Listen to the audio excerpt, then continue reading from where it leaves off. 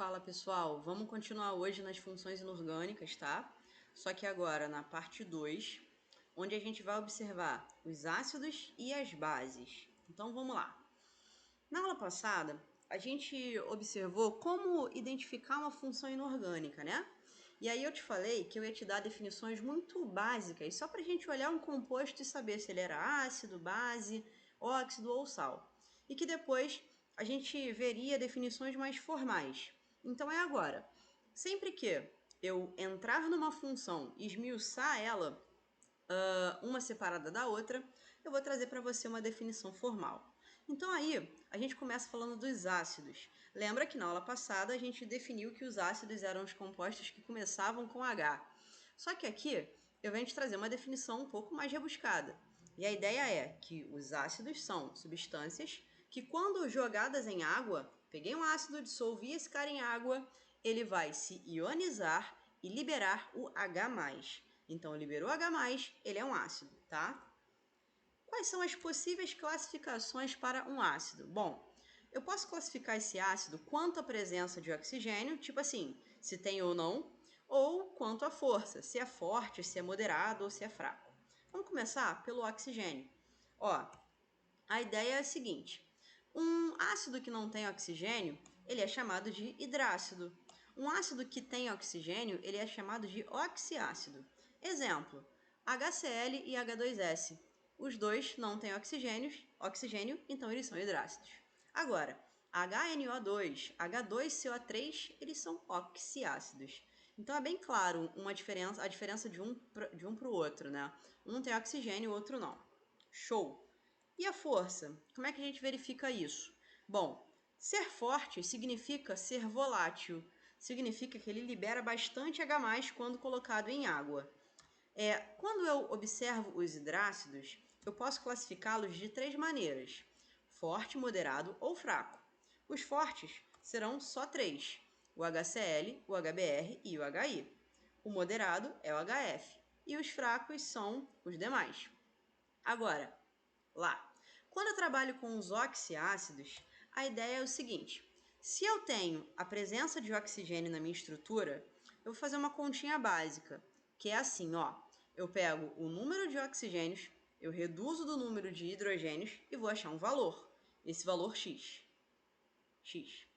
Se esse x ele for maior ou igual a 2, esse ácido é forte. Se esse x for menor ou igual a 1, esse ácido é fraco. Partiu para a nomenclatura. Como é que eu dou nome para ácido? Galera, depende. Se ele for um hidrácido, você faz assim, ó. Ácido mais o nome do elemento que está acompanhando o hidrogênio, mais a terminação hídrico. Por exemplo, HCl, que é o ácido clorídrico. H2S, que é o ácido sulfídrico. Um OBS aí para o S, que é o enxofre, sempre que ele estiver colocado dentro de um composto, a gente nunca vai usar o nome enxofre para dar nome ao composto. A gente vai pegar do latim e vai usar o termo sulfo. Então, por isso aqui ele é sulfídrico. E os oxiácidos, como é que rola a brincadeira? Bom, depende da carga do elemento central, que é o X. Como é que funciona isso? Repara que eu coloquei para você aí uma tabelinha. E essa tabela, ela tem os grupos da tabela periódica. E aí, cada grupo desses aí tem de 4 a 2 possibilidades de número de oxidação. Então, dependendo do número de oxidação do cara do meio, vai ter uma terminação ou um início, o nome do meu ácido. Vamos ver um exemplo. Por exemplo, H2SO4. Ele é um ácido com oxigênio. Então, eu dependo do NOx do elemento central para que eu consiga dar esse nome. O enxofre é do grupo 16. Então, ele pode ter 3 variações de carga. Se ele for mais 6, o nome vai terminar em ico. Se ele for mais 4, o nome termina em oso. E se ele for mais 2, o nome começa com hipo e termina com oso. Vamos verificar. Bom, NOx a gente já viu. A ideia é hidrogênio mais 1, oxigênio menos 2. O cara do meio é o teu X. Devo entender que o somatório das cargas sempre dá 0 e que a gente nunca deve desconsiderar os numerozinhos ali de baixo, o 2 e o 4. Vamos fazer a conta. 2 vezes mais 1, eu tenho mais 2. mais x menos 8, que vem do 4 vezes o menos 2. Tudo isso igual a zero. Portanto, eu acho um x igual a mais 6. E é importante ter o sinal de mais, porque eu estou representando uma carga, tá bom? Bom, se o enxofre ele tem carga mais 6, repara na tabelinha. Mais 6 ele só pode ser ico. Então, o nome dele é ácido sulfúrico. E a terminação ico, ela vem justamente da carga do elemento central ser mais 6, a maior. Vamos ver agora as bases. Uma base é um composto que, quando dissolvido em água, ele se separa, se dissocia e libera um OH-, que a gente chama de hidroxila. Base é mais fácil, ó. Como é que a gente classifica? Quanto à força? Vai. Bases podem ser fortes ou fracas. Uma base forte é aquela que tem um Y pertencente aos grupos 1 e 2. Aliás, 1 ou 2.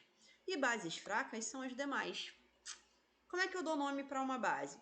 Se o Y ele for do grupo 1 ou do grupo 2, eu chamo de hidróxido de alguma coisa, dependendo do Y. E se forem as demais, eu chamo de hidróxido de o nome do Z ali, que no caso é o Y, né? Mais a sua carga em números romanos. Olha como é simples. Exemplo, CaOH2. Eu pego o meu cálcio e eu já sei que ele é do grupo 2.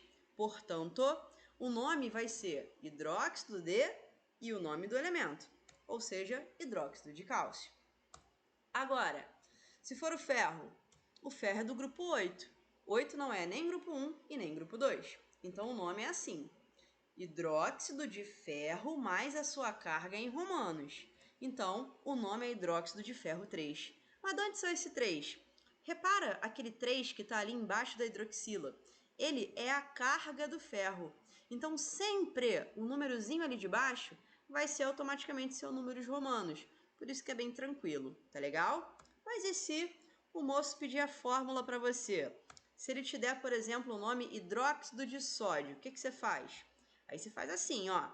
Você pega, sabendo que a forma geral de uma base é YOH, você só precisa pegar o D alguma coisa e substituir ali.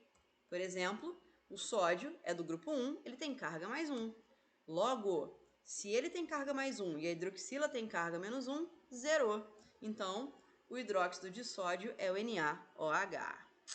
Galera, é isso. Façam os exercícios das páginas 26 e 27 e semana que vem a gente continua na parte 3 de funções inorgânicas com sais e óxidos, beleza? Até lá!